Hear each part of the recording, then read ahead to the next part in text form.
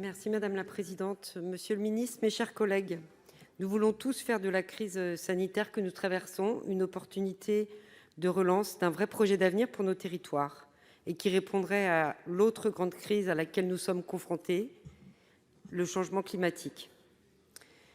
Je suis persuadée que cela passe par la décarbonation de nos déplacements, par le transport collectif et la multimodalité. Le biogaz, l'électricité, l'hydrogène et toutes sortes de mobilités douces sont primordiales, tout comme l'innovation industrielle française dans ces secteurs. La clé de la réussite se trouve dans le développement des infrastructures et dans le maillage territorial répondant aux nécessités de l'aménagement et de la transition écologique. Dans notre région Grand Est, nous expérimentons la multimodalité. Si j'appelle de mes voeux la décarbonation du secteur routier, je crois aussi que le transport des marchandises doit s'appréhender différemment. C'est pourquoi je soutiens l'expérimentation du train hydrogène et la mise à grand gabarit du canal de la Seine jusqu'à Nogent-sur-Seine. Ce projet prouve que le report modal est très pertinent. Il relève d'une modernisation infrastructurelle plus large, où les échanges entre territoires via le fluvial deviennent réalité. C'est ce genre de cercle vertueux dont la France a besoin. Les idées et les innovations dans le domaine de la mobilité sont nombreuses et émanent souvent des acteurs locaux. La solution viendra des territoires et sera déterminante pour notre souveraineté industrielle. Monsieur le ministre, tout ce que je viens d'évoquer demande et requiert des efforts financiers importants et des capitaux énormes. Les secteurs publics, privés, les échelons nationaux, locaux doivent s'associer pour réussir cette relance. Quelles sont vos solutions hors plan de relance pour mobiliser ces moyens à court et moyen terme pour le bénéfice de nos territoires, surtout les moins denses? Je vous remercie. Merci, chers collègues. Monsieur le ministre, vous avez la parole. Merci Madame la Présidente. Oui, Madame la sénatrice Paoli-Gagin, les crédits relatifs aux mobilités proviennent à la fois de la loi de finances, c'est le programme 203, et de l'Agence de financement des infrastructures de transport terrestre, enfin Transport de France maintenant.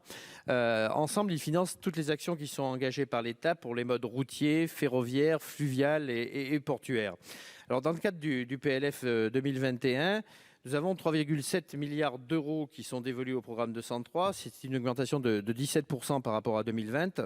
Ce budget est complété par des investissements qui sont apportés par l'Agence de financement des infrastructures de transport de France et de 2,8 milliards d'euros en 2021, hors plan de relance. Ce montant comprend la trajectoire financière inscrite dans la loi d'orientation des mobilités. On est donc sur le respect de cet engagement, à laquelle s'ajoute l'engagement financier de l'État sur le canal Seine-Nord-Europe. Alors, conformément aux principes définis dans la LOM, la priorité est donnée à la maintenance des réseaux et au report modal. S'agissant spécifiquement de la poursuite de la mise à grand gabarit de la Seine à travers le projet de canal entre Bray et Nogent, moi je me réjouis de votre soutien. Ce projet de développement du réseau fluvial, dont le financement est projeté à partir de 2028, justement dans le cadre de la LOM, a fait l'objet d'une approbation ministérielle en juillet 2020. L'enquête préalable à la déclaration d'utilité publique s'est déroulée du 18 janvier au 18 février dernier, et celle-ci pourra donc intervenir, la déclaration d'utilité publique, dans les prochains mois. Comme vous le soulignez, c'est un projet qui doit vraiment stimuler le développement économique local en bénéficiant aux chargeurs, aux industriels, mais dans un contexte de croissance continue des trafics à grand gabarit sur cet axe qui est l'axe de la Seine. Ce sont des trafics de l'ordre de 3 millions de tonnes par an contre 1,7 million sans le projet et 1,5 million d'ailleurs aujourd'hui. C'est un trafic additionnel qui correspond pour l'essentiel à un report modal que vous appelez de vos voeux par rapport à la route. Il a été estimé que 27 000 trajets de camions seront ainsi évités chaque année grâce au projet. Soyez assurés que sur l'ensemble de ces dispositifs et sur l'ensemble de ces projets, nous serons au rendez-vous des engagements qui ont été pris dans la trajectoire financière de la LOM. Chers collègues, souhaitez-vous reprendre la parole? Oui, Madame la Présidente. Merci beaucoup, Monsieur le Ministre.